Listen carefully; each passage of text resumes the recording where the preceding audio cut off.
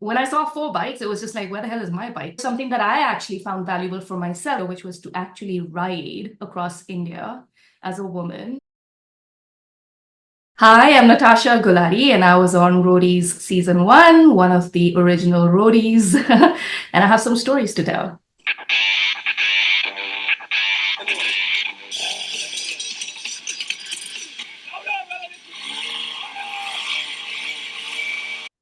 Yeah. The first thing that went through my mind when I saw those four bikes, actually, it went through all our minds, I think, maybe all the girls' minds anyway, not the guys so much, was there are seven of us, and there are four bikes. What about us? And for me specifically, because I came there with the intention to ride. I mean, I rode in to the audition on my bike.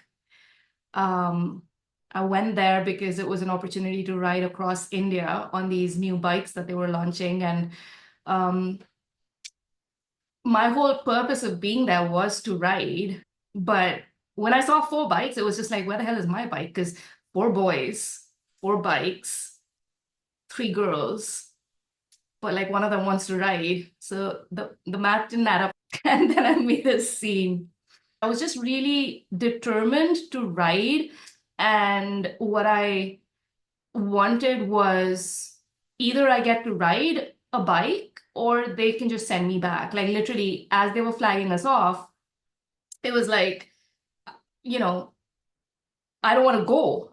You send me back to Delhi. I don't want to be on the show because I came here to ride. I was ready to go home. Like I really didn't want to be part of this if I wasn't going to get to ride. And so Ranvijay and Tony basically, I can't remember who was first, but like both of them just jumped in saying, okay, we'll share with you. Like, just let's go. Like we'll share with you. And then I held them up to that. Like they probably thought that she's just kidding, but no, I held them up to that every freaking day of those 40 days. So that's why I stayed. I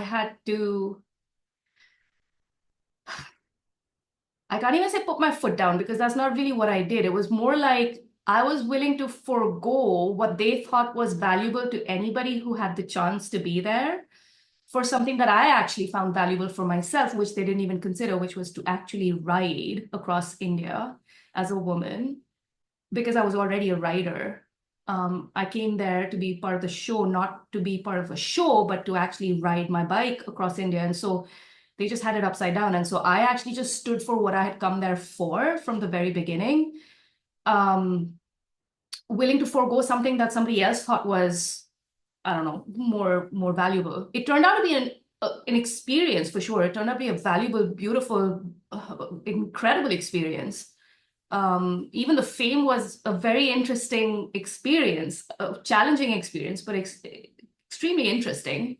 And I've learned a lot from all of those lessons, experiences.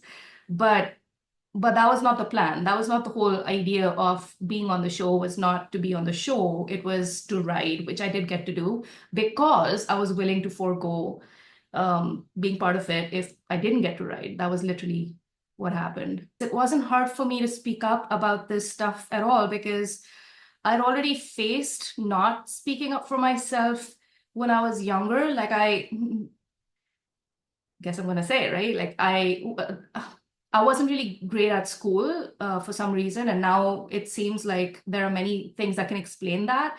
But at the time, nobody, I mean, I couldn't figure out why I wasn't good at school, except for one very obvious reason, which I'm not going to talk about here. Um, but in the end, I ended up failing the eighth grade, and that was a really, really difficult period of time for me in my life, being a young teenager, failing and repeating a grade in an Indian society where, you better get like top grades or you're nothing. So for me to even just like pass was a big deal.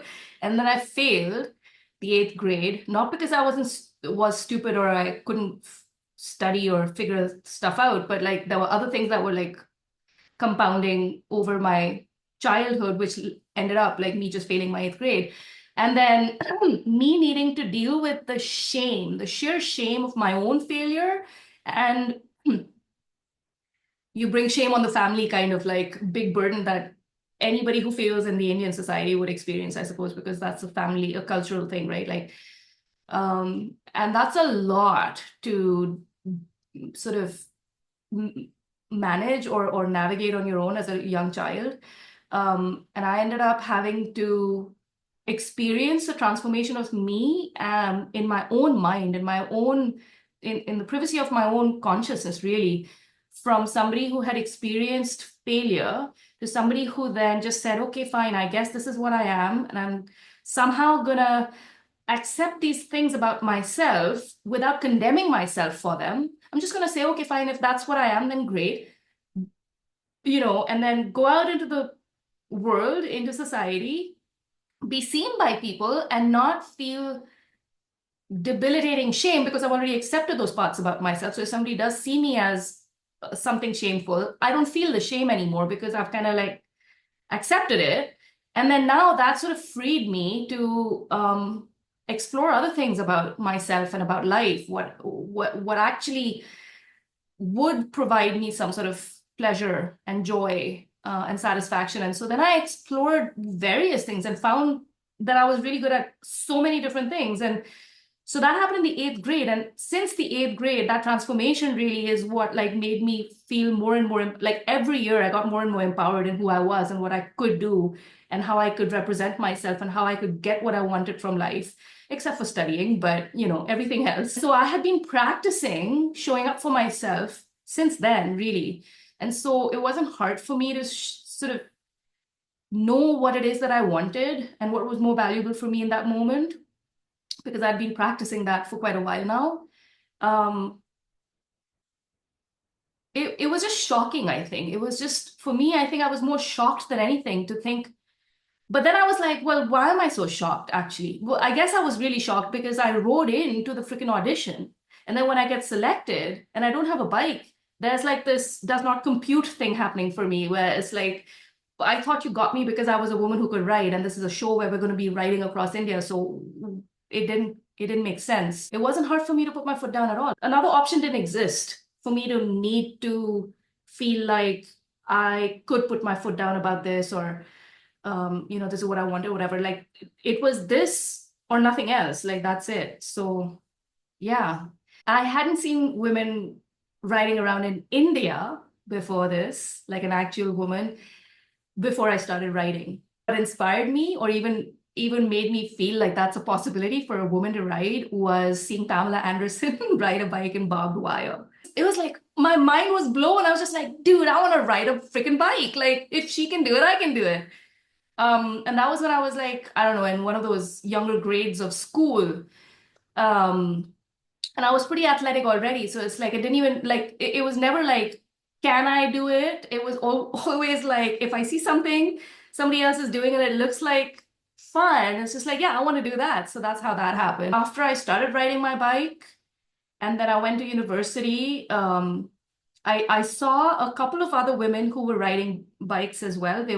One was a coach for the girls' football team, I think, but she was pretty butch. And unfortunately for me, it was like, again, the cliche of like, if you want to do something that's predominantly male, you have to become a man yourself. But I wasn't doing that. I was just like, I'm a hot girl because I like being a girl and I like being hot. And I also love sports and I also like riding bikes. So I was like living this alternate reality for myself in a society that didn't have anything that looked like me. Follow me on Natty Rides on Instagram, on YouTube.